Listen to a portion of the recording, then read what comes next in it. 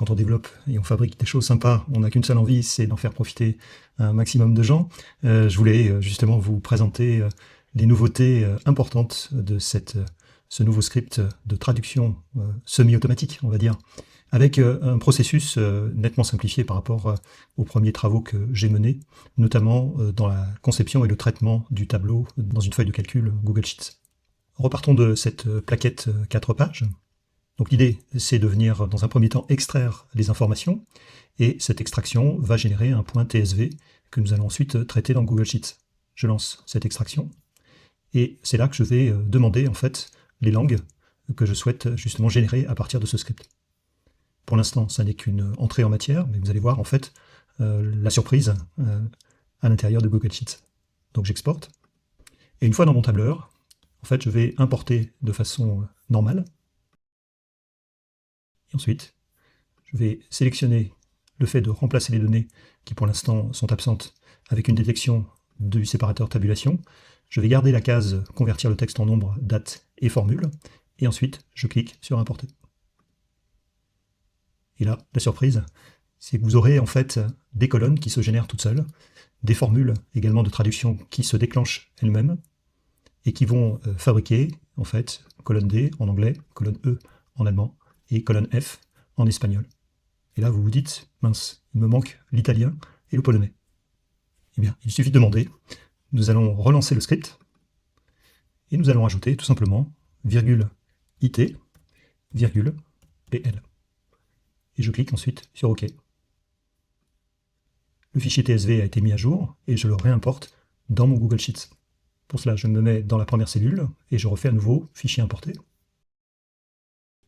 Et je reprends exactement le même fichier d'origine, toujours avec un remplacement des données à partir de la cellule sélectionnée, une détection du séparateur tabulation, ensuite je convertis le texte en nombre pour conserver les formules, et j'importe. Et dorénavant, une colonne pour l'anglais, pour l'allemand, pour l'espagnol, pour l'italien, pour le polonais.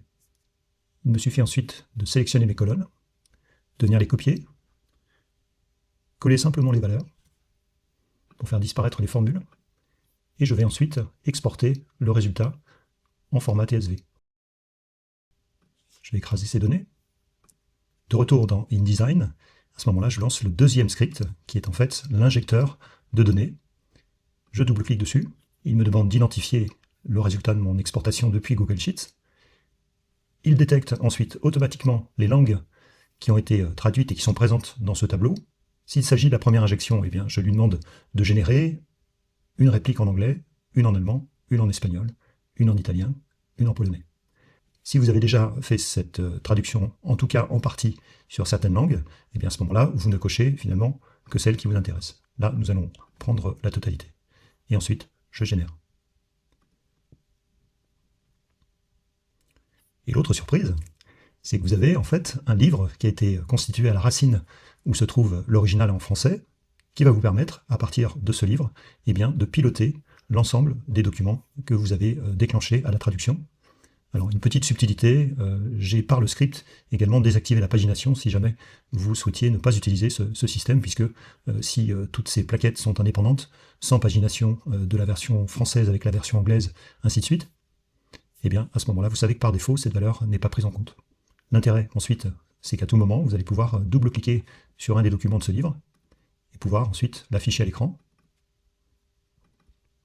Si éventuellement vous souhaitez faire des exports, ou éventuellement synchroniser les feuilles de style de tous ces documents, par exemple, le livre arrive à point nommé, et à ce moment-là, eh bien, toutes les fonctions qui sont liées à ce livre vont pouvoir se mettre en place. Sympa, non ?